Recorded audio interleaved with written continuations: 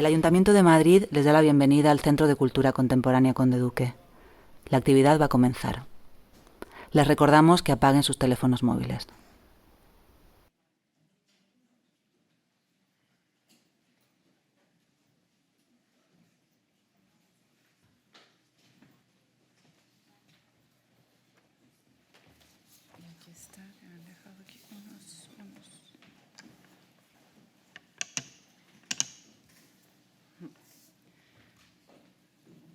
Bueno, buenas tardes. Muchas gracias por haber venido y como siempre es una maravilla ver esta sala repleta. La verdad que esta mañana estaba pensando al ver que el aforo estaba completo, ¿qué diría Mark Fisher, ¿no? En este Mark Fisher después de Mark Fisher. Bueno, le doy la bienvenida también a los que nos están viendo detrás de las pantallas. Mi nombre es Gisela Echeverry y soy la responsable del programa de pensamiento de este centro cultural.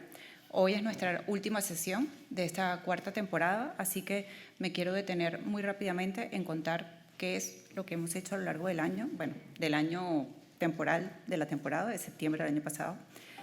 Esta temporada lleva por título Fuera de carta para desviarnos del futuro arruinado, porque consideramos que estamos sumidos en el vértigo de la catástrofe, de discursos apocalípticos que inundan las narrativas colectivas e individuales, y no falta más que leer la prensa, ver el telediario o esperar los calores del verano de Madrid, que en realidad ya han llegado, para dar cuenta de ello.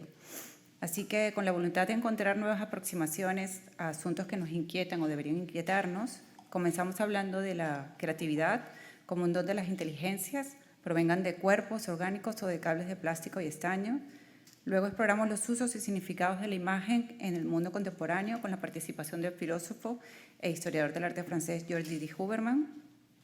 Abordamos la transformación del trabajo, su automatización y la precarización y su impacto en la salud mental. Nos acercamos a las voces que explican nuestra época, además de las formas de pensar críticamente sobre la vida contemporánea y el espectro de lo queer, con la participación de la catedrática australiana de Estudios Culturales y Medios de Comunicación, Mackenzie Wark.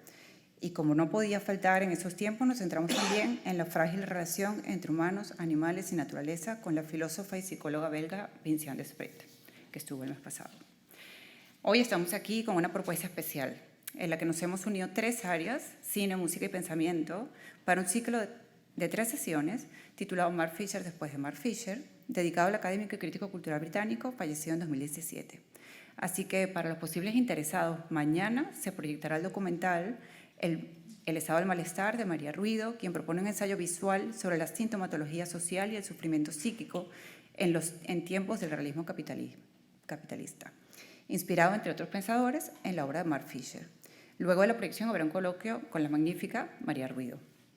Y el viernes, en el área de música, estará Susana Hernández, conocida como Ilia, artista de música electrónica, que junto a Gary Coitz, lo he dicho, Gamarra, profesor de filosofía y miembro del grupo post-punk Ornamento y Delito, estarán en una sesión de DJs, bueno, o a modo de DJs, con las músicas que analizó Fisher e irán comentando el repertorio seleccionado para hacernos escuchar las tendencias colectivas en la música popular que nos conecta con las sensibilidades del momento. Desde Pensamiento Hoy nos aproximaremos a la obra de Fisher intentando aportar visión panorámica y dar continuidad a sus esfuerzos por entender qué nos está sucediendo en una conversación presentada y moderada por la investigadora Marta Chávez, a quien quiero presentar brevemente. Marta se formó en filosofía y en el programa de estudios independientes del MACBA.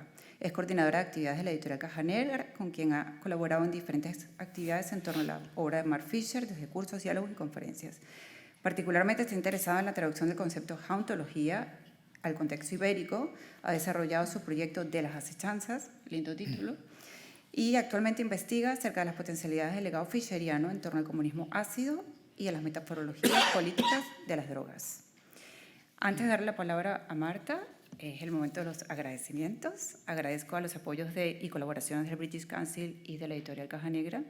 Quiero dar las gracias a Natalia Álvarez Simón, nuestra directora artística, que hoy ha venido, y ha venido con Leonor, con su hija, a vernos. Y muchas gracias por siempre confiar en mí en este programa. Y, por supuesto, muchas gracias a todos los compañeros del Conde Duque por su buen hacer en todo momento. Todo lo que les he contado está en la página web. Hay una pestaña que dice programación online porque se graban todos los vídeos y si quieren volver a algo que hay aquí de esta temporada o de las anteriores, pues no tienen más que ir hasta allí. Muchas gracias y ahora sí.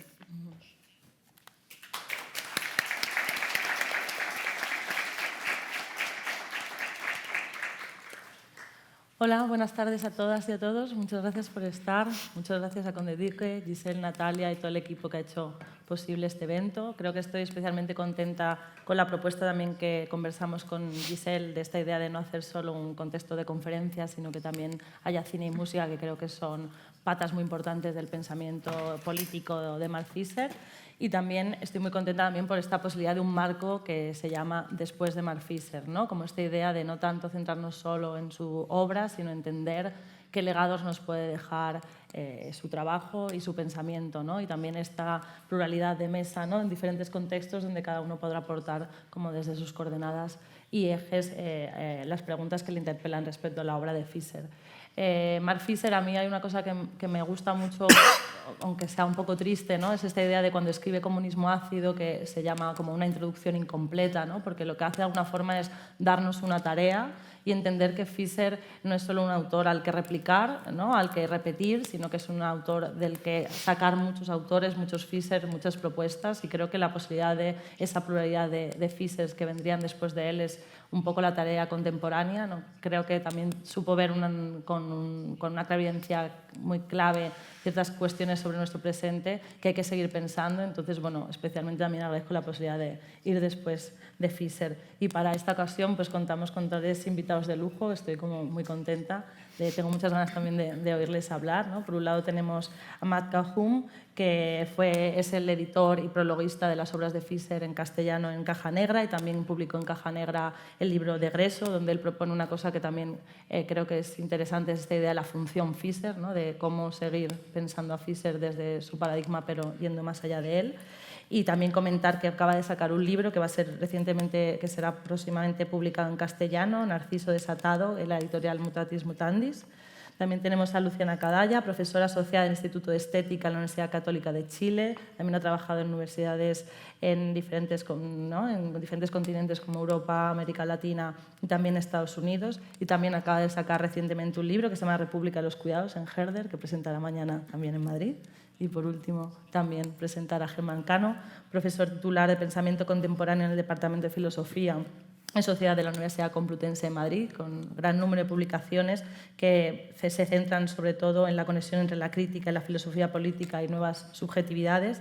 Y su libro más reciente es justo un libro en torno a Mark Fisher que titula Los espectros del tardocapitalismo, ¿no? Sin más dilación, quería empezar de alguna manera con esta idea de resituar o trasplantar o pensar la obra de Fisher. Quería preguntarle a Matt sobre si considera que de alguna forma Fisher es un autor muy británico o muy cerrado a ciertas lecturas o propuestas culturales británicas, y si eso potencialmente cree que puede ser trasladado en otros contextos, ¿no? Que sucede un poco entre pensar desde a lo mejor un imaginario, en este caso más local, pero las potencialidades también que puede haber, ¿no? Y este debate entre si Fisher es muy británico o potencialmente puede servir a otros territorios.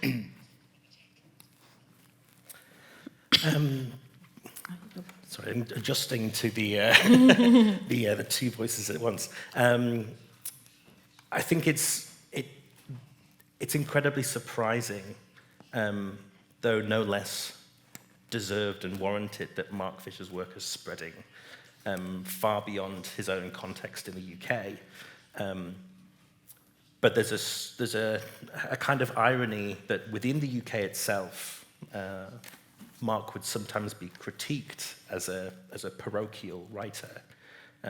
His references were too British, sometimes even nichely British in a way that other people in the UK would not get what he was talking about.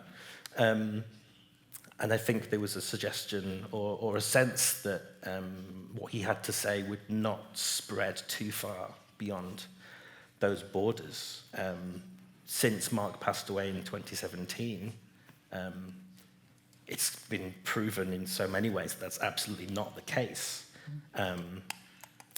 But at least for me personally, from writing and thinking in that context as well, and being invited to places like this, it's fascinating to see what in Mark's work changes when it does reach these other contexts, considering what is very much shared between them, but yeah, where those differences can also be productive. Thank you. No, in ese sentido, you were thinking, no? Well, we were talking about, you have this question about how was the impact in the Hispanic or Latin American context about Fisher, ¿no? En ese sentido quería como pues, seguir un poco la pregunta hacia Luciana, ¿no? Que tú has trabajado el concepto de populismo en diferentes como libros y como qué relación para ti o qué aportes ha podido tener un marco como el modernismo popular a tu propia reflexión sobre lo popular o el poder popular. Bueno, en primer lugar, buenas tardes. Gracias a Gisela por haber pensado este evento y a las distintas personas del Conde Duque por formar parte de este encuentro y hacerlo posible hoy. Estoy muy contenta de estar con Marta otra vez después de muchos años, de conocer a Matt, de hablar contigo, Germán, una vez más. Yo tengo un problema para responder preguntas, entonces te voy a defraudar, no la voy a poder responder. No voy a poder responder un Mark Fisher para el contexto latinoamericano. Es una de mis limitaciones. Pero quiero recoger algunas de las cosas que decía Matt respecto a la sorpresa que experimentó por ver un Mark Fisher que trascendía las fronteras británicas. Y en ese sentido me sumo al acto celebratorio y al mismo tiempo creo que tampoco es tan desconcertante que Mark Fisher haya generado un impacto en España, en distintos países de América Latina y también del Caribe. Y es por una sencilla razón que me parece que no tenemos que perder de vista. Mark Fisher era, y sus libros son libros marxistas. Es decir, en Mark Fisher lo que hay es una apuesta por la filosofía de la praxis. Y en ese sentido, ser parte de la filosofía de la praxis, venir de la escuela marxista, entender cuál fue el fracaso de cierto marxismo que fracasó en el ámbito cultural, la clase trabajadora ya no deseaba reconocerse como la clase trabajadora y hacer la revolución, y es en ese drama histórico en el que se sitúa Mark Fisher, y al mismo tiempo Mark Fisher conecta no solo con Marx, sino que conecta con Gramsci y conecta con el legado británico de Stuart Hall, y no hay que olvidar que Stuart Hall era un personaje muy singular, y nunca me voy a olvidar, valga la redundancia decir dos veces olvidar, una entrevista en la que le preguntan cómo incluir a los negros en Reino Unido. Y él dice, muy sencillo, Reino Unido tiene que devenir negro. Es decir, Reino Unido tiene que devenir africano. Ahí hay una buenísima clave para que Europa Occidental o cierta fantasía de Europa Occidental empiece a atravesar la fantasía del hedonismo depresivo en el que pensó muy bien Mark Fisher. Y en ese sentido, Mark Fisher está ahí, forma parte de este gran legado cuya única obsesión es reactivar la lucha de clases. Es muy paradójico decirlo en un sitio como este, en este contexto, pero bueno, es la tarea que toca hacer, que es recordar una vez más que Mark Fisher reactiva la lucha de clases. Y en ese sentido, y con esto concluyo, tengo un problema y es que no puedo hablar de manera muy breve, es un problema que tenemos los latinoamericanos, por culpa de ustedes. Bueno, algunos no son españoles, no sabemos ni qué somos. Y Mark Fisher, en este deseo por reactivar la lucha de clases y por reactivarla desde el ámbito cultural, sin desconocer la dimensión económica de todo este berenjenal y drama en el que nos encontramos, en este deseo por reactivar una lucha cultural, él tenía clave un elemento, y él lo dice en Realismo Capitalista. Lo que pasa es que quizás, y aquí voy a desacelerar, no voy a poner el pie en el acelerador, sino que voy a desacelerar las cosas, Mark Fisher dice algo y es universalismo. Y el universalismo es una internacional. Y en ese sentido, Mark Fisher dice, frente al globalismo, que justo lo hablamos con Germán, ¿qué es el globalismo hoy por hoy? El globalismo es un decorado en el que le pusieron a Europa Occidental a cumplir un rol, a África a cumplir otro rol, a América Latina y el Caribe a cumplir otro rol. Ese decorado se está desmoronando. Por eso Europa Occidental no sabe hacia dónde ir, porque se le está cayendo el decorado en el que la metieron a Europa y en que nos metieron a los latinoamericanos. Ese decorado se está cayendo y Mark Fisher lo intuyó de manera ambivalente. Pero lo intuyó cuando la mayoría de los filósofos europeos seguían creyendo en el fin de la historia, seguían creyendo en que del modernismo no se podía sacar nada, seguían creyendo que el Estado era un ente normalizador, violador y patriarcal que no sirve para nada. Mark Fisher dudó de todas estas cosas. Dudó de que tuviéramos que renunciar al Estado, dudó del hecho de que ya no hay más historia, y al mismo tiempo también dudó de otra cosa fundamental, y dudó del refugio hacia los sentimientos y hacia los afectos. Cuando Mark Fisher proponía un anticapitalismo afectivo, lo estaba proponiendo desde una visión que implicara un uso, y él dice, subordinar el Estado a la voluntad popular, punto número 1. Punto número 2, no hacía lo que hizo Heidegger en Ser y Tiempo, y por eso estamos todos atrapados en los dilemas de los sentimientos y de los afectos. Lo inaugura Heidegger en Ser y Tiempo. Inaugura unos estados de ánimos reactivos. ¿Y por qué Heidegger inaugura unos estados de ánimos reactivos y particularistas? Porque desactiva la dimensión histórica de los afectos, crea una autonomía de los afectos. Y hoy están ahí las filosofías de las clases dominantes, en una autonomía de los afectos deshistorizadas. ¿Qué hace Mark Fisher? Dice, historicemos los afectos. Y esa es la historia material del sonido y la música en Mark Fisher. Y eso es lo que Mark Fisher nos dice una y otra vez. Los afectos tienen una dimensión material y una dimensión histórica al interior del neoliberalismo. Historizar los afectos es una forma de repolitizarnos y de repolitizar la cultura, y al repolitizar la cultura vamos conectando, dice Mark Fisher, una internacional con vocación universal. Y él dice, un universalismo situado en un modernismo popular que puede ser perfectamente traducido a América Latina con la expresión nacional o plurinacional popular. Ahí hay un punto de encuentro. Yo lo que me pregunto, y esta es la pregunta con la que cierro, es lo siguiente. ¿En qué momento de la historia contemporánea, es decir, en qué momento del siglo XX hemos pensado que un filósofo o una filósofa se limitaba a pensar su contexto nacional? Marx fue grandioso cuando pensó desde Reino Unido. No le hacía falta ser británico para pensar el mundo. Y yo creo que Mark Fisher le tocó nacer en Reino Unido, pero eso no lo limitó para pensar el mundo. Y la apuesta de Fisher es una internacional comunista. Pues aquí estamos. Muy bien, pues muy buenas tardes a todos, a todas y a todes. Gracias desde luego al Conde Duque por el mimo con el que ha preparado esta actividad de 3 días.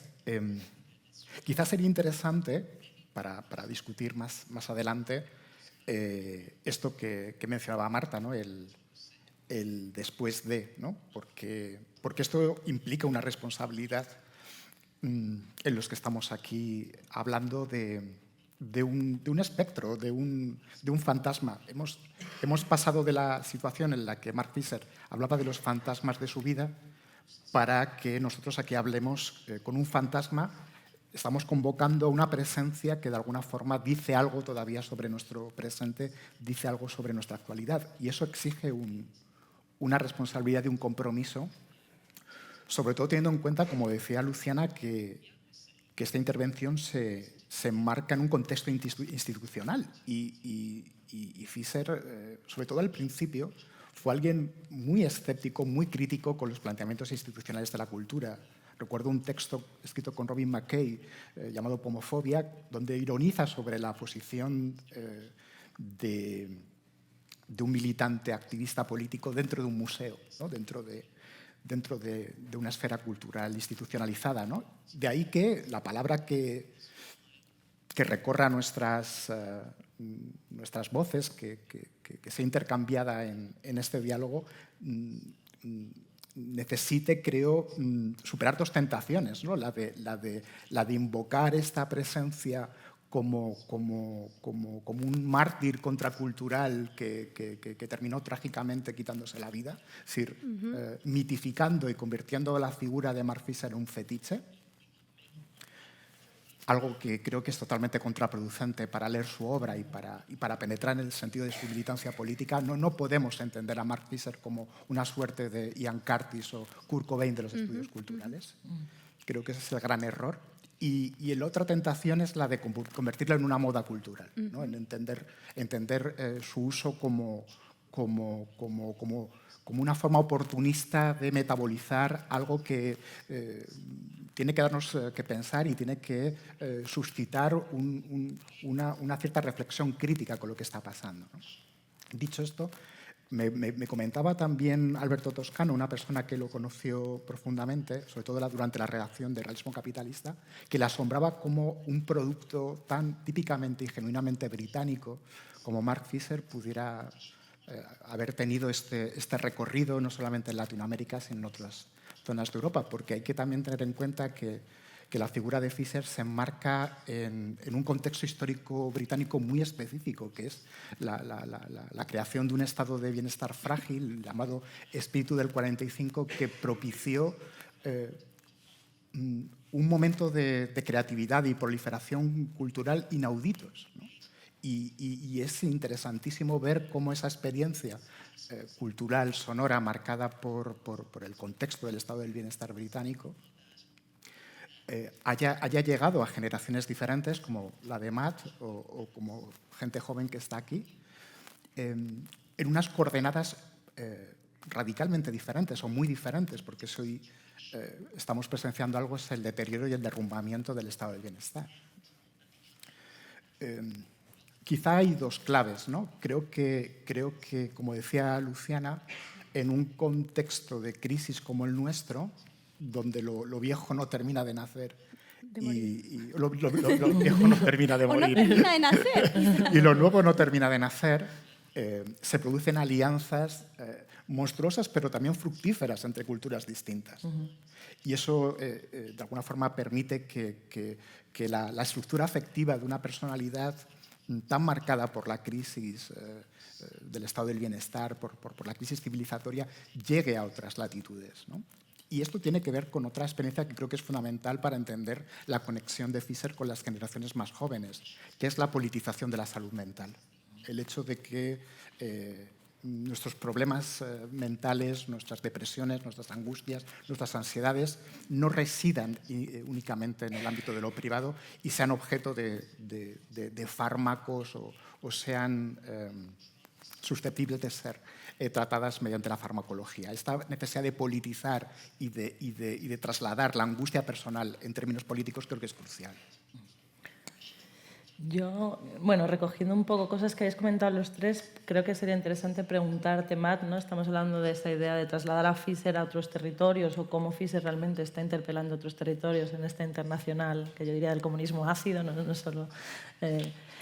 como de cómo vives tú como otra generación esa recepción de Fisher, ¿no? ¿Qué intereses hay en el contexto de lo que podría ser la juventud en UK o en tu propio trabajo, ¿no? ¿Qué Fisher se está quedando más? ¿Qué Fisher se está debatiendo más? ¿Qué Fisher tú también tomas y hacia dónde lo estás llevando como este salto generacional, ¿no? Well, for me, I was kind of, well, born at the right and wrong time. I often think about, as a joke that I tell my friends, I was born on the 26th of December 1991, the day that the Soviet Union collapsed. So I was born at the end of history. That's when it ended. But Mark then, I think, was very interested in that generation. When Mark wrote Capitalist Realism, he's on his blog, he's talking about wanting to address the students that he's teaching at the time. So this is 2008, 2009. He wants to speak to 16 to 18-year-olds, which is how old I was then. And then it kind of moves through, and towards the end of his career, he's kind of like, it's like he specifically wants to politicize this generation that doesn't have a memory of what came before. And that seems to be the affect, the feeling that has reverberated most with people in Mark's work, specifically Mark's work on hauntology, which is, I think, a first attempt to consider what dead things feel like. So Mark takes the example from music. There is this new sort of online genre of music, vaporwave, or it doesn't have a name, it becomes known as hauntological music, but is using certain sounds and textures that are synonymous with defunct mediums. So in the music of burial, you have the vinyl crackle. Other kinds of music, you have the sort of warping of tape and cassette tapes, especially in visual component. And I think that fascinates people, that you can... I think this is something else that, I can't remember who said it now. I think it might have been Brian Eno. When a genre or a style emerges, the worst thing about that style will be the thing that comes to define it. So its flaws and its errors. And I think what's interesting is how, and this was where Mark's work was going, I think, is how do you take that kind of aesthetic feeling and transfer it to the political? After the end of history, how do we now understand what communism was? It's supposedly images of empty supermarkets and barren shelves. And yet then you get this tension where in some parts of the world, that's very much the present of capitalism and its flaws, rather than the flaws of this dead thing. And I think part of the interest and the importance of being attuned to those present textures is maybe to have more of an understanding of what we have, for all intents and purposes, moved beyond. And so, yeah, it's the hauntological side that's very much is the more visible part of Mark's work that people are very fixated on. But it's kind of what comes next then, which is Mark's accelerationist thinking. And this is a debate that you have on the blogs at the time in the 2008, 2009. Hauntology is defined as that feeling of pastness, of deadness, of inertness, and what defines those things that are gone. Accelerationism then becomes, okay, if we can identify the specific qualities of whatever it is, culture, politics, where are the zones of undecidability? What haven't we yet decided on? What are the qualities that don't have names yet, but require a kind of inventive engagement with? Mark was doing that culturally, and yes, I think as you were saying too, that politically, that was where the force of his work was going. And I think it seems very clear that the UK in general seems to be just a very hauntological nation, but those later writings, clearly, where there is this undecidability that is both is kind of a product of globalization at the same time, that literal blurring of boundaries. What comes out of that? And I think that some of the work, especially with these final lectures that have now been published, is to try and really emphasize that side of Mark's thought more.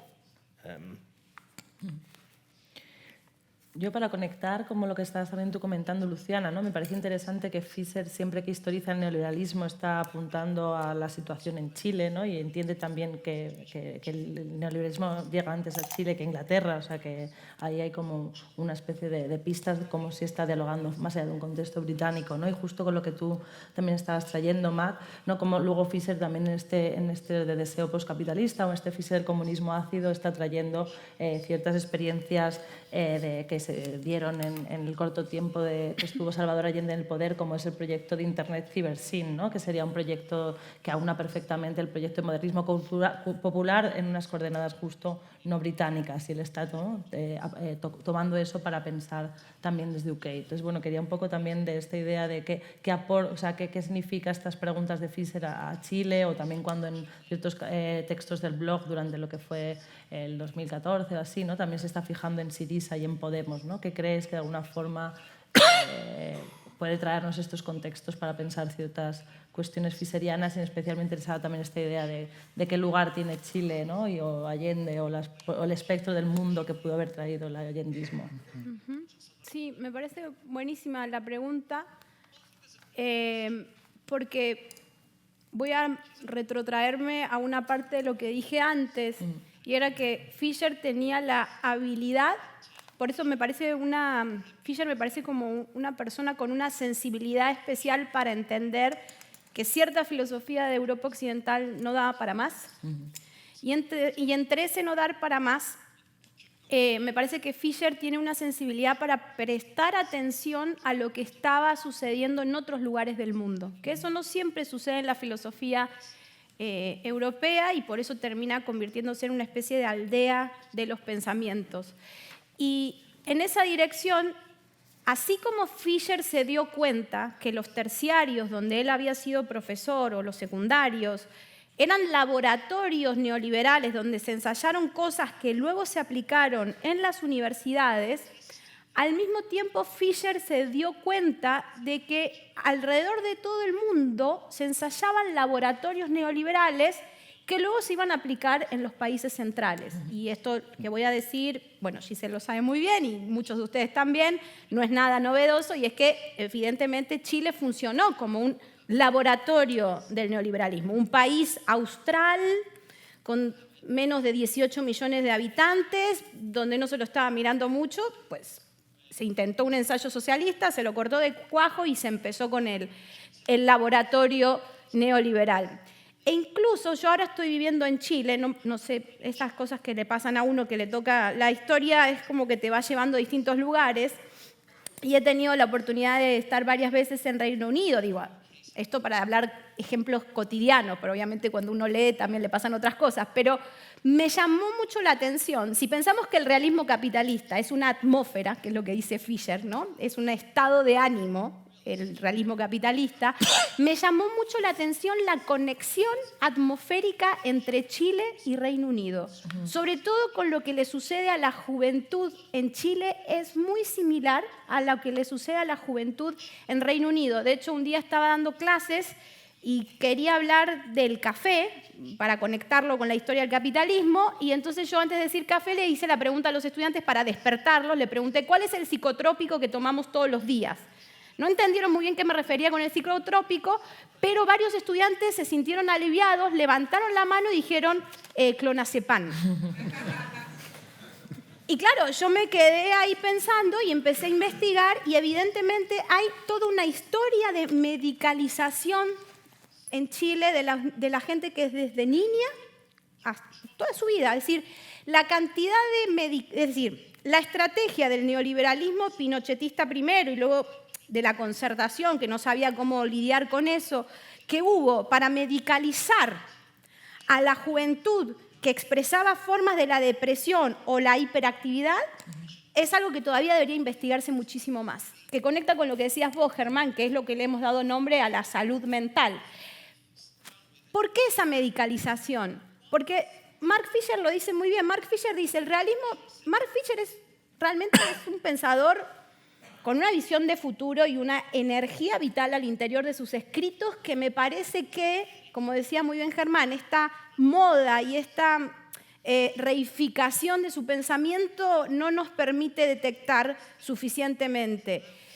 Y tiene que ver con lo que estaba tratando de decir recién, y es que Mark Fisher se da cuenta muy bien que en Chile estaba pasando algo distinto. Y Mark Fisher entiende muy bien, y esto lo dice en Realismo Capitalista, Mark Fisher, porque además de ser aceleracionista, Mark Fisher tomaba de todos lados, como buen pensador de la praxis. Él también tomaba del psicoanálisis, tomaba de la dialéctica, y tiene una clave dialéctica, y es la mejor manera de combatir el realismo capitalista es, al menos en el campo intelectual, empezar a entenderlo como su opuesto, es decir, como una fantasía.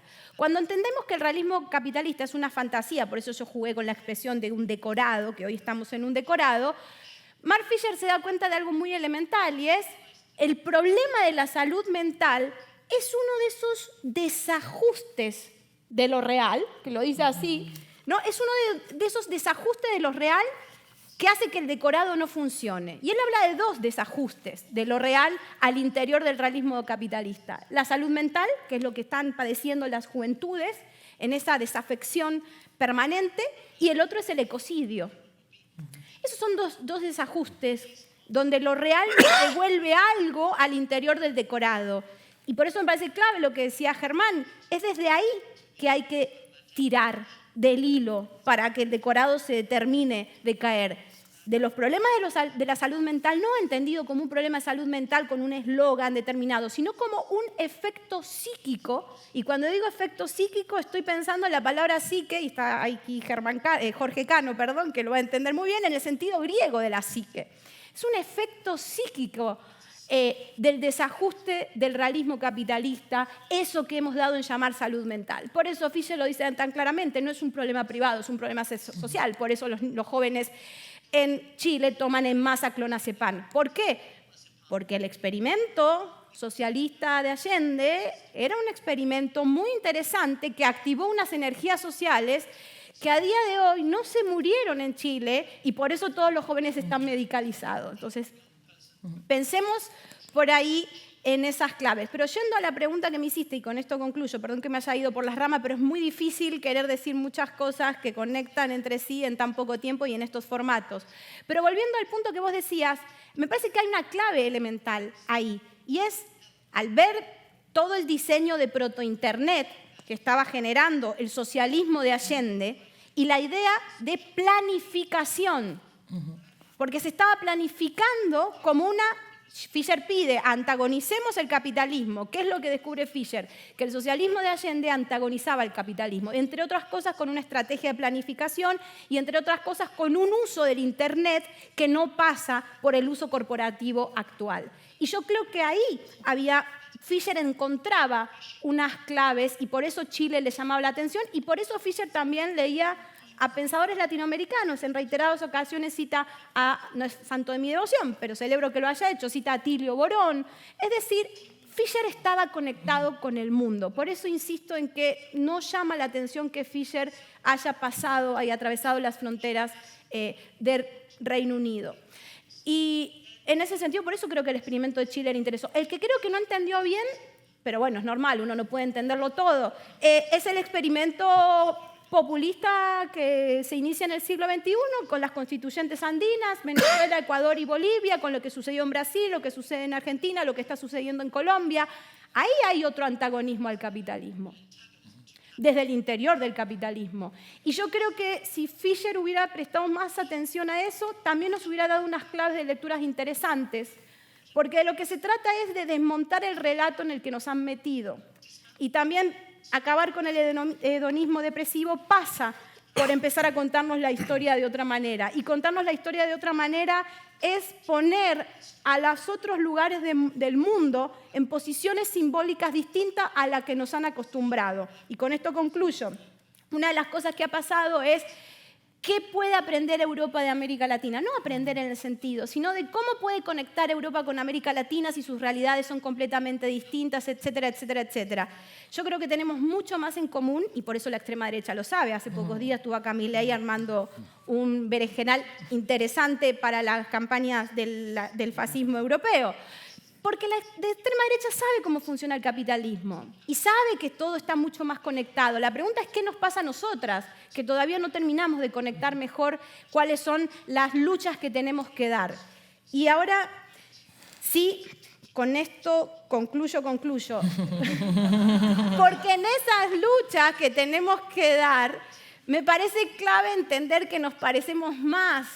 Cuando Fisher analiza ¿cuál es la obsesión de Fisher? La obsesión de Fisher es, yo vengo de la clase trabajadora, y esto lo dice Fisher y lo digo yo. Yo vengo de la clase trabajadora. ¿Cuál es la trampa en la que nos han metido? Nos han metido en una trampa ontológica, que es la trampa de la inferioridad. Y esa trampa la metieron a ustedes en Reino Unido, aquí en España, en América Latina, solo que la forma de representar la trampa de la inferioridad es distinta, pero es la misma trampa que Zabaleta Mercado la llama, y eso lo hemos conversado, Germán, la paradoja señorial. Pues ahí, esa es la trampa que tenemos que atravesar, esa es la fantasía de la inferioridad ontológica en las que nos han puesto a los que pertenecemos. Antiguamente se decía la clase trabajadora, hoy se dice los de abajo, o incluso se podría decir los que no pertenecemos a ese 1%. Estamos atrapados en la fantasía de ese 1%, y eso es global o es universal. Y ahí creo que por ahí tendrían que ir algunas claves. Sí.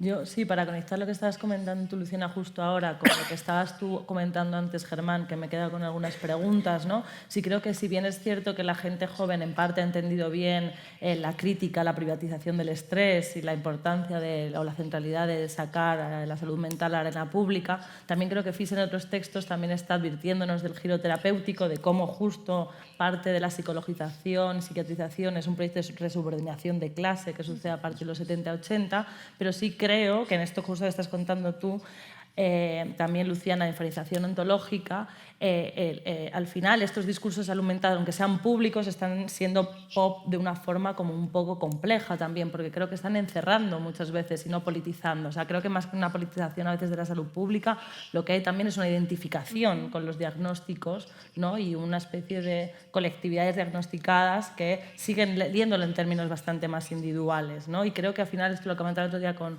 una psiquiatra que decía, bueno, al final la gente que a veces necesita más ir a terapia, que suele ser gente con condiciones de clase más dificultosas, con menos acceso de información o económicos para ir, no termina de ir, y muchas veces son ciertas clases medias o clases altas quienes están en terapia y quienes están también de alguna forma estetizando, pudiendo sublimar de otras maneras estas cuestiones, ¿no? Yo también con esta cuestión de qué pasa a los jóvenes, tú también eres profesor, ¿no? Que cómo ves esta tensión en, vale, sí se ha asumido este debate público sobre la salud mental, pero al mismo tiempo creo que está habiendo también un momento donde está habiendo una proliferación, ¿no? de síntomas y de diagnósticos, y donde cada vez más la autoconsciencia de la salud mental tampoco está organizando una revuelta, ¿no? O sea, de alguna manera, no sé. Claro, esto del giro terapéutico tiene varias dimensiones. En primer lugar, yo, para responder esta cuestión, haría otra pregunta. ¿Por qué Fisher es tan buen sismólogo del malestar contemporáneo? ¿Qué le hace especialmente sensible a las gramáticas de la ansiedad, las psicopatologías de un mundo, no lo olvidemos, que se llena la boca con la palabra libertad? O sea, los psicofármacos son la otra cara de una libertad banalizada, de esa libertad que reivindica Milei en Argentina, Ayuso aquí en Madrid, o otras formaciones políticas que no necesito nombrar, ¿no? Desde ese punto de vista, para analizar ese malestar, yo creo que hay que entender varias claves. Primero, que se comprende mejor ese malestar cuando uno analiza la tradición marxista y las insuficiencias también derivadas de determinado posicionamiento de la tradición marxista respecto al trabajo y el sufrimiento en el trabajo. Justamente la necesidad que tiene Fisher de conectar con la experiencia contracultural de los años 60 y 70 tiene que ver con el hecho de que se da cuenta de las limitaciones de determinado marxismo a la hora de entender que el trabajo es un horror y que las cadencias infernales de la máquina de la cadena de montaje son un horror, y que la humanidad tiene que aspirar a conquistar esferas de tiempo libre y esferas de libertad para conseguir la dignidad humana, la dignidad personal, ¿no? Y eso la izquierda no lo vio en determinada fase de su tradición por idealizar o por entender que la dignificación del ser humano pasaba por el trabajo. Entonces, aquí hay una experiencia contracultural que tiene que ver con los gustos, la sensibilidad estética del joven Fisher, ¿no? Es decir, ¿cómo se puede llegar a un planteamiento emancipatorio oyendo en tu casa Joy Division? o cómo puede uno interesarse por una problemática política a través del post-punk. Bueno, pues uno puede llegar a una experiencia emancipatoria y socializarse políticamente a través de experiencias estéticas y sonoras donde, de alguna forma, esa estética interpreta y dé sentido al sufrimiento personal, ¿no? Al sufrimiento individual, ¿no? Entonces, esto creo que es importantísimo para entender cómo, aun cuando Fischer es un pensador marxista o que trata de pensar en la tradición marxista, también entiende que en los años 60 tuvo lugar un desplazamiento importantísimo en torno a la influencia de lo popular y de lo cultural que la tradición marxista no siempre vio. Y luego, en segundo lugar, creo que para entender esta cuestión terapéutica, y aquí recojo una idea importante de Luciana, debemos entender la atmósfera del realismo capitalista como una atmósfera que está también descrita porque expresa la posición de un transmisor cultural, de un profesor y su impotencia en la clase neoliberal, o en la clase en el mundo neoliberal. O sea, cuando Fischer en Realismo Capitalista habla de la apatía, de la indiferencia de sus alumnos, no está teniendo nada, no está criticando a sus alumnos, está tratando de cartografiar, está tratando de visibilizar cómo en el aula se experimentan de forma muy nítida las tensiones del capitalismo tardío, ¿no? Y cómo el laboratorio del aula te permite pensar lo que está pasando en un nivel más macroestructural, ¿no? Y esto creo que también es importante desde el punto de vista biográfico de Fischer, porque el primer Fischer de Constructors Flatline, el Fischer más aceleracionista, más interesado por las máquinas deseantes, por así decirlo, ¿habría sido tan fino a la hora de plantear lo que él va a llamar luego un paternalismo democrático en el aula? Es decir, ¿hasta qué punto hay una... Esto quizás es una interpretación demasiado arriesgada. ¿Hasta qué punto el realismo capitalista no es la obra tanto de una máquina deseante como de un profesor cansado, de un profesor agotado, de un profesor que tiene que también repensarse a la luz de su papel como transmisor cultural, ¿no? y actuar, como dice él, como una supernani marxista? Aquí hay un elemento que le permite, yo creo, también ser más sensible al malestar contemporáneo, ¿no? No quiero decir con esto que no se siga planteando una política del deseo. En absoluto, todavía hay un elemento importantísimo a la hora de pensar una política del deseo. Pero el cuerpo que se expresa en realismo capitalista es un cuerpo que también entiende ese malestar del cuerpo desde otro punto de vista. Sí, yo justo ahora que estabas también, ¿no?, nombrando de alguna forma este recorrido de Fischer, ¿no?, del Fischer CCRU digamos, al Fischer profesor de estas últimas lecciones también de deseo postcapitalista, donde reaparece de alguna forma el aceleracionismo desde otro lugar, creo.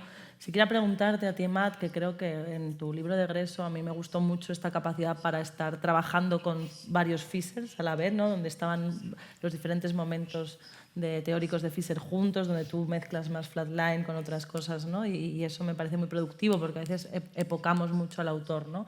Creo que hay una cosa que va también desapareciendo, que es este eje central de la tecnología que existe al principio, ¿no?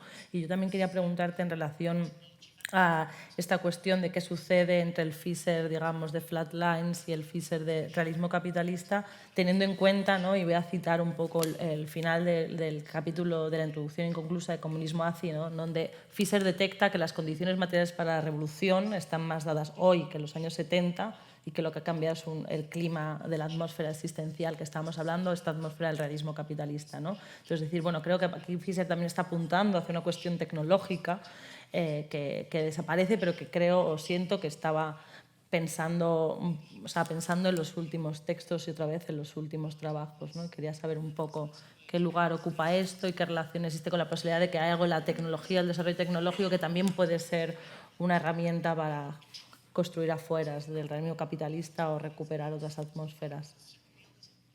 O construir otras atmósferas, no solo recuperar. Yeah. There's something inherently fugitive about Marx's earlier work, especially on the internet. As Hemant says, there's the flatline constructs. Is Marx talking about this new relationship that is developing with machines that's this is pre-social media, but there's this kind of David Cronenberg-esque tension, like this kind of Videodrome feeling of, what is this new flesh? It's no longer VHS tapes, it's smartphones, or eventually became smartphones and things. But I think the fugitivity that Mark seemed interested in, it comes from, there was probably a point when no one knew who Mark Fisher was. They knew who K-Punk was. They knew this kind of online avatar. And I think Mark found a great deal of freedom in escaping under that. And he had many other pseudonyms as well. But at a certain point, I guess around the time that social media arrives, that kind of, the exciting fugitivity of the internet disappears. And the internet becomes this thing that just seems to flatten everything, but especially identities.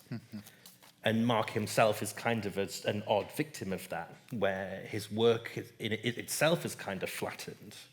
I would maybe for a slight disagreement with Herman, I would say flatline constructs isn't accelerationist at all, but it couldn't be. It's a term that comes out in 2008. There's this, and it's a minor quibble, but there is nonetheless this sense with Mark's work and that of his peers where a lot of these different terms are kind of detached from the moment in which they were kind of coined.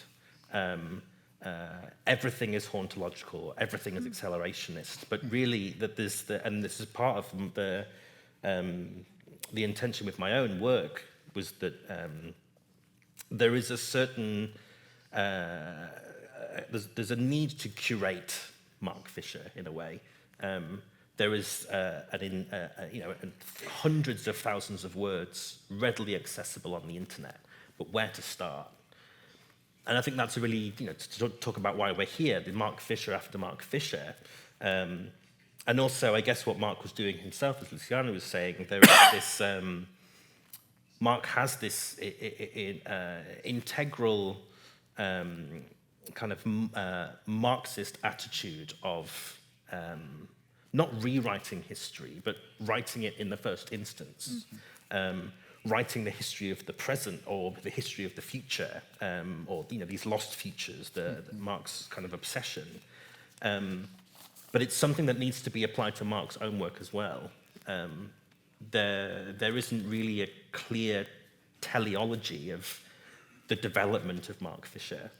And I think that's integral. And I guess to actually get back to your question, the role of technology is kind of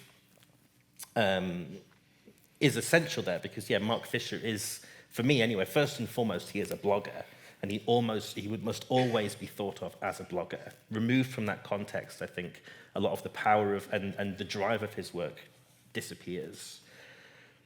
But then, what do we do with that? How do we understand the blogosphere, as it was called, as an intellectual space that's arguably now died away? Now we just have Twitter and all the arguments that go on there, where there's not really, there's not so much a record or a history of Twitter. How would we develop a history of thinking on social media that's not just screenshots of people saying stupid things or funny things or both?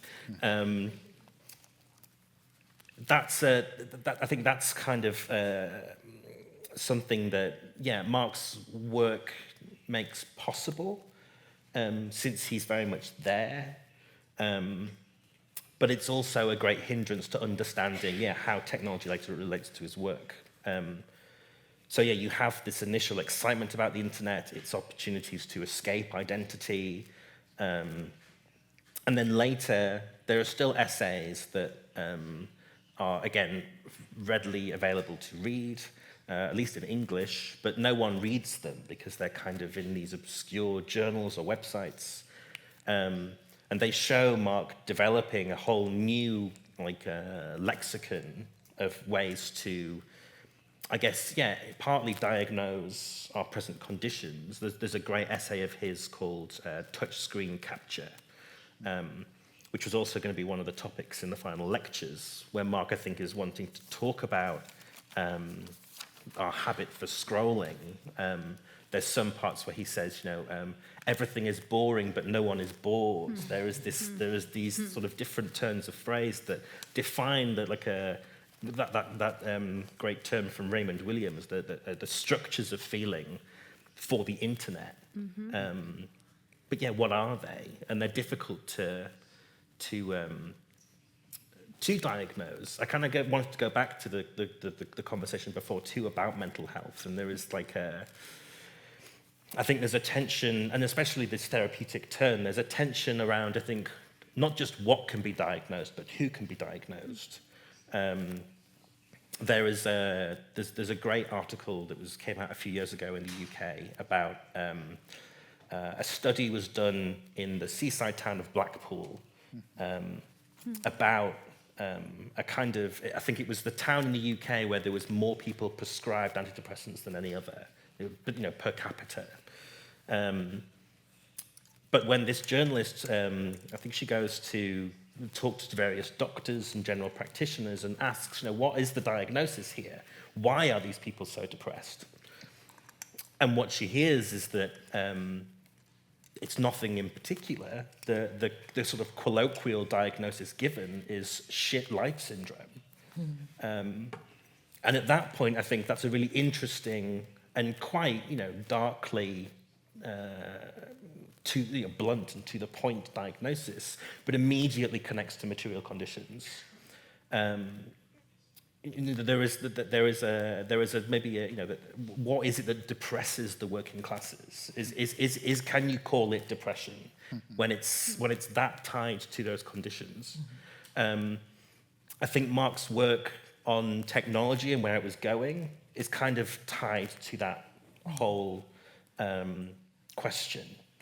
What are our smartphones doing to us? What is it that, what are the diagnoses? I don't think he'd agree with the kind of tendencies on TikTok that's like everybody has ADHD, everybody has autism. These things are, there is a sense of being able to identify how you feel within a structure. But in being so overly medicalized and for quite particular conditions, it's sort of the opposite of, I think, what Mark would want to explore. What is it to say that we can identify ourselves and connect with our symptoms through technology in a way that is completely other to Mark Fisher's original experiences of the internet as an escape.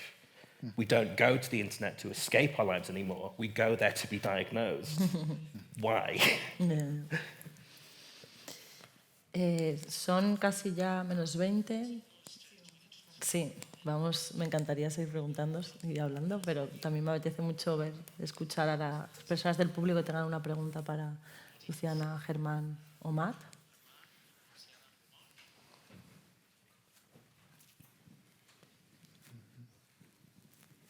O no vemos o no hay preguntas. Ya, es que yo también no sé.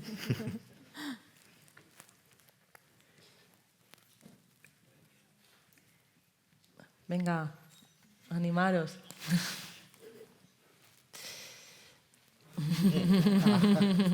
Right. Sí, parece que arriba, ¿no? Sí.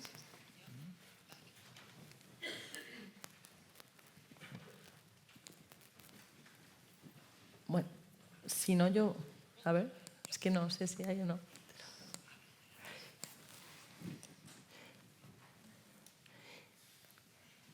Bueno. Vale, venga, alguien se anima. No sé si hay micro o no. Ahí hay una pregunta. Sí, hay un... ¿Te hace falta micrófono o no? Sí, ahí está la compañera. Muy bien. Genial. Os ha costado, ¿eh? Sí, bueno, al menos eso me hizo animarme. Nada, una pregunta para Luciana, que fue algo que mencionaste que me parece súper interesante que mencionas, y que En mi casi nula lectura de Fisher me gustaría mucho preguntarte, que me llamó la atención de lo que comentaste, que era esta posibilidad o la potencialidad que encuentras en él en mirar esta apuesta como hacia algo que se está desestructurando, desmontando, criticando en esos momentos, al menos desde las contraculturas y desde ciertos otros aspectos, no sé, revolucionarios, podríamos llamarlo, de la época, que es con respecto al Estado y estos elementos que tú mencionas que surgen como interesantes en Fisher. Es decir, la pregunta sería cómo o qué elementos esta lectura contracultural, si se quiere decir, de Fisher puede rescatarse y compaginar con estas propuestas que apuesten, digamos, a estas lecturas, que en eso sí he seguido un poco tus libros y tu trabajo. Sé que mantienes mucho esa posición con respecto a las instituciones y el Estado. Así que me llama mucho la atención saber en qué medida se corresponde eso. Bueno, en realidad creo que es una pregunta que puede responder, de hecho, el fisheriano en castellano está aquí, Germán Cano. Creo que él puede también tirar varias claves. No, pero yendo, para ser muy, muy breve, creo que ya quedé con el estigma. Además hay un mito que los argentinos hablamos mucho para los españoles, o sea que bueno. No, yendo a lo que vos planteabas recién, me parece que Fisher es interesante por lo que voy a decir ahora. Suele haber un debate contemporáneo en donde por un lado están los autonomistas, los aceleracionistas, donde hay una postura antiestatal muy evidente, que en el fondo es una vieja disputa. Hay una postura antiestatal muy evidente, al mismo tiempo hay una fascinación por el aceleracionismo como vehículo para dinamitar al capitalismo desde dentro, y bueno, Bifo Berardi es como uno de los, digamos, gurús contemporáneos en esa línea, que al mismo tiempo Mark Fisher los cita en reiteradas oportunidades. Y del otro lado estaría el pensamiento nacional popular o plurinacional popular dentro del entorno latinoamericano, que es un pensamiento que también arranca de las raíces del marxismo, pero no se casa con la idea convencional de izquierda que fracasó en los años 60 y 70, y que al mismo tiempo cree que el Estado es un lugar a disputar y cree que es un instrumento más para la emancipación. Entonces tenés por un lado una vertiente más culturalista, que es la del autonomismo, y una vertiente más politizada o política tradicional, que es la del pensamiento nacional popular. Y estamos en una especie de círculo vicioso y de debate al infinito en este legado. Quizás para los registros europeos no se hablaría de un pensamiento nacional popular, quizás habría que ponerle otro nombre. Creo que la experiencia de Podemos, de Syriza, el Partido Laborista por la vía de Corbyn o Francia Insumisa, etcétera, se acercan a lo que yo llamaría un pensamiento nacional popular o plurinacional popular. Están encontrados estas dos tendencias, estos dos legados de pensamiento. Y me parece que Mark Fisher, como es pensador de la praxis, él no se casa con ninguna de las dos escuelas. Por eso yo soy contraria a toda la moda contemporánea de identificar a Mark Fisher como un simple aceleracionista o un simple autonomista. Mark Fisher tomaba ideas de ahí, porque ahí hay una idea de vanguardia cultural que a Mark Fisher le interesaba, pero al mismo tiempo, como buen gramsciano, tomaba elementos de la dimensión más clásica del pensamiento político y entendía que el Estado podía ser un instrumento. Su posición es ambivalente porque, por ejemplo, con respecto al populismo, a veces lo critica y lo denigra, y en otras oportunidades reivindica cierto populismo de izquierda, y creo que tiene que ver con, como él pensaba en su época, tiene que ver con cómo estaban emergiendo las nuevas experiencias políticas. Y me parece que Mark Fisher nos da una pista para romper entonces esta falsa dicotomía entre el autonomismo en su apuesta culturalista y el pensamiento nacional popular en su apuesta institucionalista.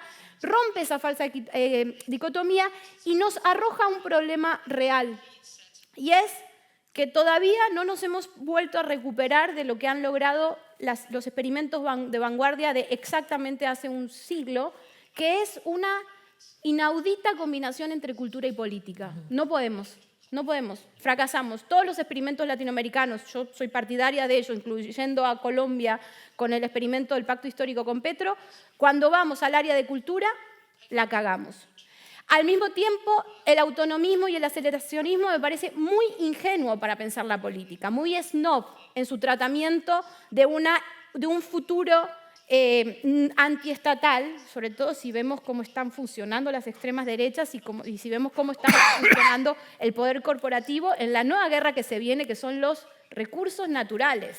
Y el narco se está metamorfoseando como un nuevo aparato del crimen organizado para que las grandes corporaciones usen al crimen organizado como un lugar para destruir la soberanía de nuestros estados y quedarse con los recursos en la nueva guerra que viene. Entonces, si no tenemos Estado, en esa nueva guerra que viene, a punta de autonomismo no vamos a conseguir cambiar las cosas. Y creo que Fischer nos da claves en varios de sus textos para poder pensar eso, pero no sé qué opinan los compañeros de lo que acabo de decir.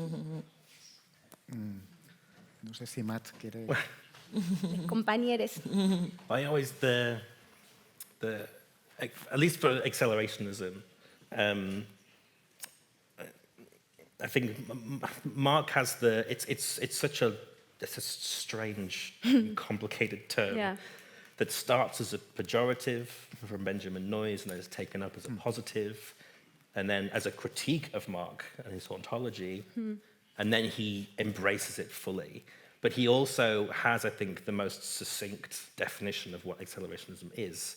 It's not that capitalism will just die of its contradictions.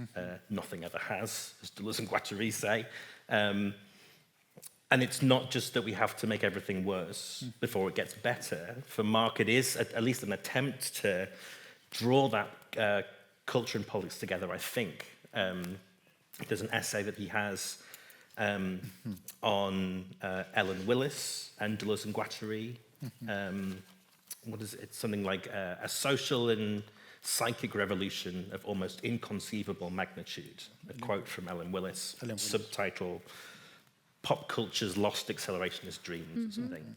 And in there, Mark has this such concise definition, I think, and the best one that's so underread, which is that capitalism produces desires within us, but desires that it cannot control. In a kind of it's the paradox of capitalist realism. This is the best of all possible worlds. There is no socioeconomic system that is better than this, and yet it kind of drives us to dream of futures and to dream of new technologies and the rest of it. And as soon as it does that, it ends up, it's kind of like Elon Musk is kind of the ideal capitalist realist figure who sees himself as the great funder of the billionaire funder of new technologies and ways of living, and all he can do is make cars that blow up. That's the capitalist realist paradox. And I think then for Mark, it's like, well, okay, if we must, let's take Musk somewhat seriously as a cultural figure. What is he inspiring in people? How can that actually be brought about? If Elon Musk as an arch capitalist can't make it work, what other systems could? What are the ways of doing things? What are the, what if we don't just have to desire bad cars? We can desire other things. What are these other things that we desire? The seeds of which are already here with us. And I think for Mark, that's accelerationism. You lean into the inchoate desires that aren't being fulfilled, haven't been fulfilled, not because socialism or communism doesn't work, but because capitalism itself cannot bring about the future. But that future is there as a seed almost, in its own ideas of its own grandeur. It's just insufficient to fulfill its own dreams. I think that's but then that's kind of, there's a messianism there, that there is plenty to say about acceleration. It's not ideal, but I think that, it's more questions unanswered. Marx's Acid Communism, I think, is precisely that. It's his accelerationist text. But the question of how And what Mark's opinion on that would be, we don't have. But all the more reason that the seeds are still there in his work too.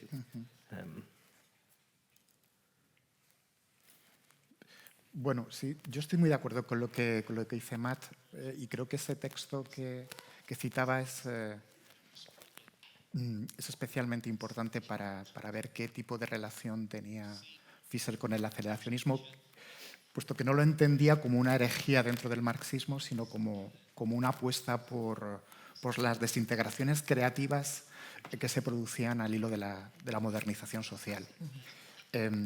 Yo creo que el problema del debate, y Matt sabe mucho de esto, es que la propia forma de enfocarlo era mala, porque el concepto es malo. Aceleracionismo implica, de alguna forma, incrementar la velocidad o intensificar dinámicas ya inmanentes o ya existentes. Y eso confunde, creo, profundamente el debate. A mi modo de ver, la explicitación más interesante de lo que podría ser una posición aceleracionista para entender los problemas actuales la ofrece Alex Williams y Nick Snirzek en Inventar el futuro. Creo que esa es una apuesta extremadamente interesante que responde al espíritu de Mark Fisher, porque también es un libro que hay que entenderlo en el contexto de los debates con Nick Land, el aceleracionismo de derechas, etc. ¿no? Pero en el fondo es una cuestión clásica y remite a la 11ª tesis de Marx sobre Feuerbach, ¿no? El pensamiento, si no quiere meramente interpretar y ser parasitario de lo real, si quiere introducir alguna transformación en el mundo, tiene que entender que el propio pensamiento está ligado al movimiento histórico, a un deseo que está ya latente de forma potencial. Y eso, claro, es todo un programa filosófico, cultural de primer orden, ¿no? Cómo insertar el pensamiento en el deseo que ya existe de forma potencial o latente en la realidad. Y esto sí que es algo totalmente reivindicable. El problema es que han pasado muchas cosas desde que ese programa se planteó a finales del 19. Y lo que ha sucedido fundamentalmente es que esa confianza en que la historia iba a alumbrar un futuro a través de sus contradicciones y que las tensiones históricas iban a generar un parto donde la humanidad finalmente alcanzará la reconciliación, se han visto pues, frustradas y fracasadas en los hechos. Pero eso no significa, y yo creo que esta es la cuestión importante que debemos aprender de Fischer, ¿no? Esto no obsta para que abandonemos la posibilidad de crear un futuro, entendiendo que el presente, la actualidad, es un campo de fuerzas en el que se está ya creando el futuro y el porvenir que va a acontecer, ¿no? Esta idea de relacionarnos con el presente, con el deseo del presente, porque solamente así podemos crear un porvenir, me parece que es vital. Y responde a lo que él entendía que habitaba en lo que llama el sueño prometeico de la cultura popular, ¿no? El sueño prometeico del modernismo popular. Sí.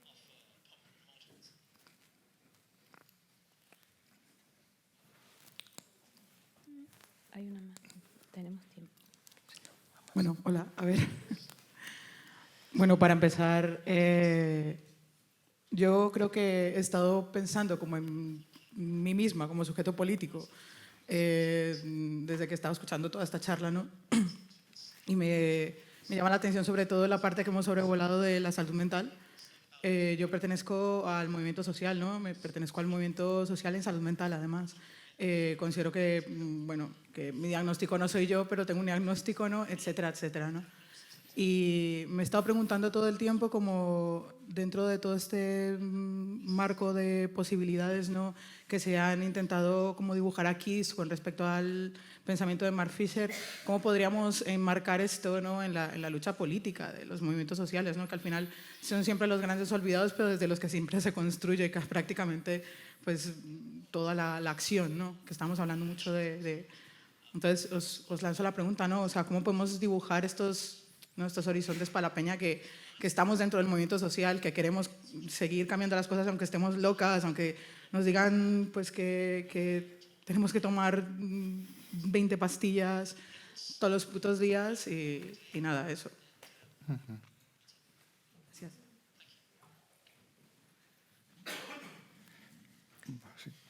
I mean, I often...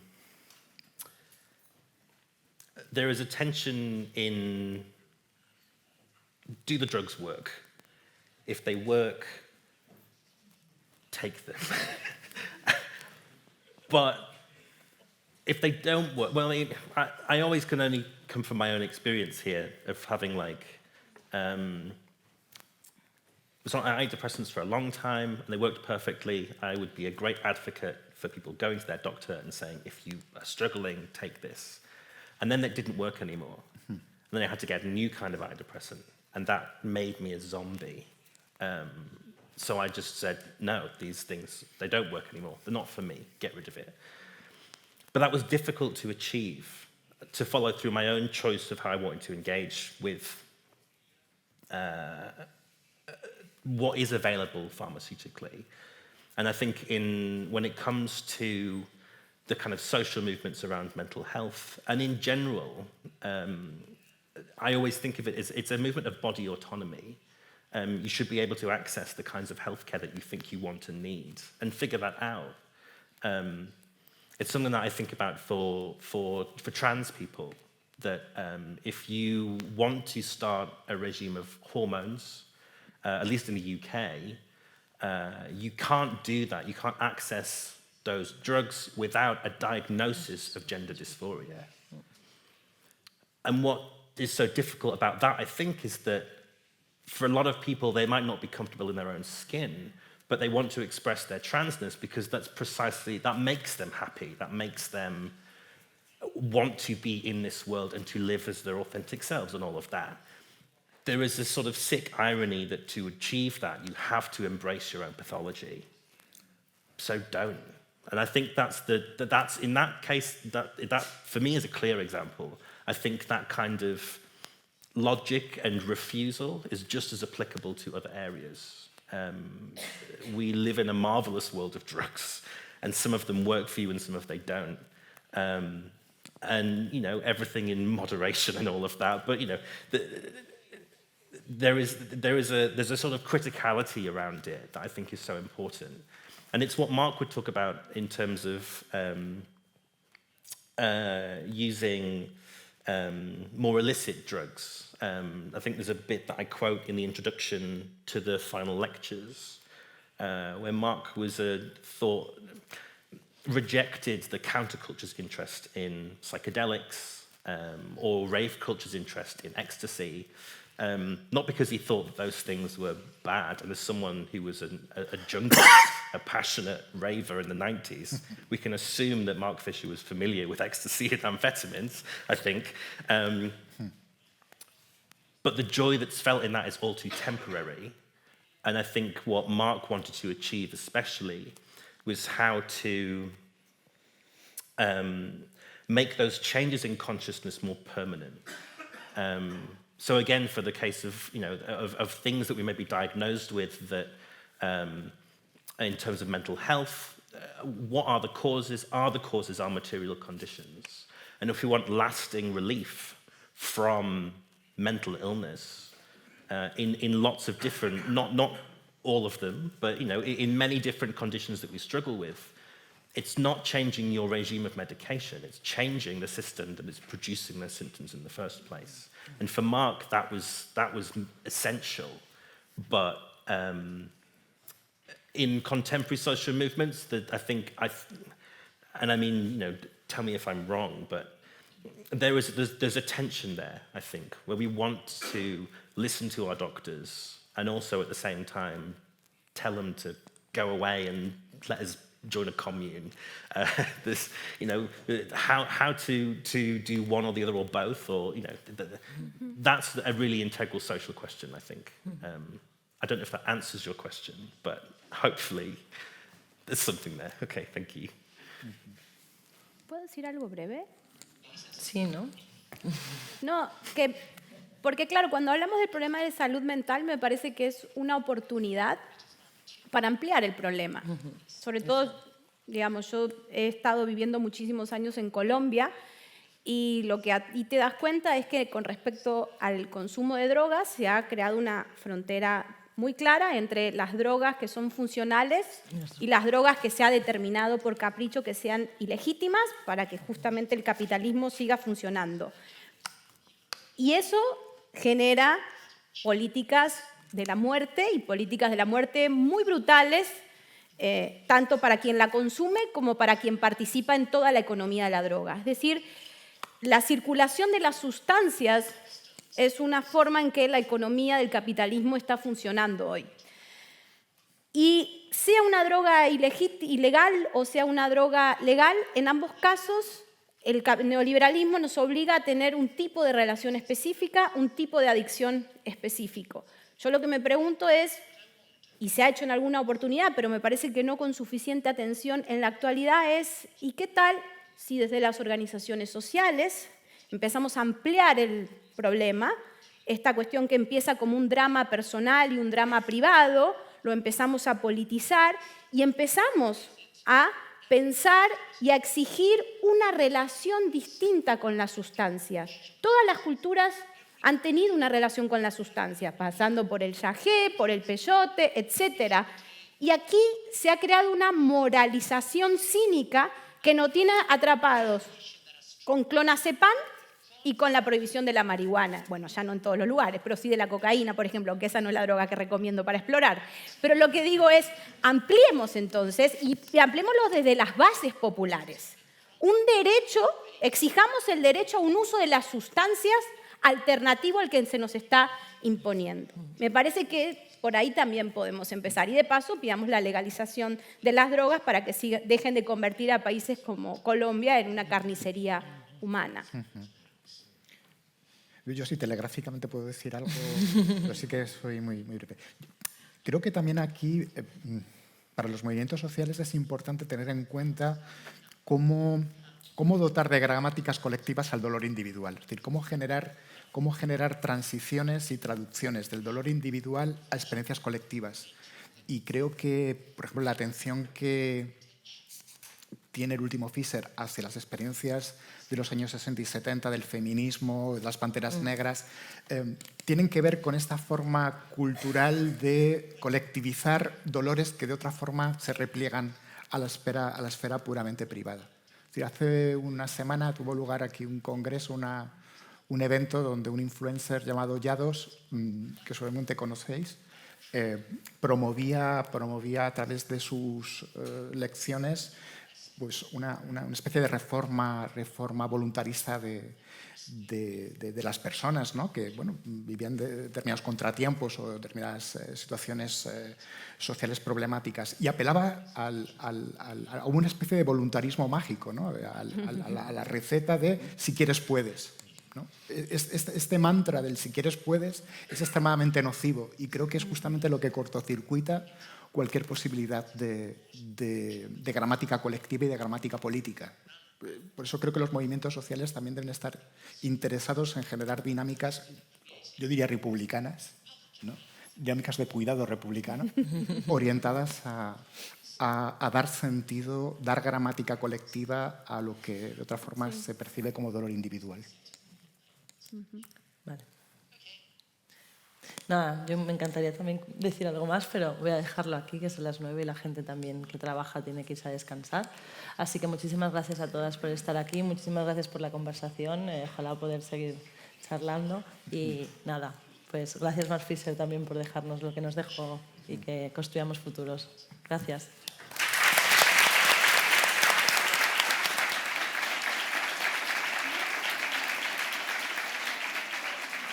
Muchas gracias por su asistencia. Esperamos volver a recibirles muy pronto.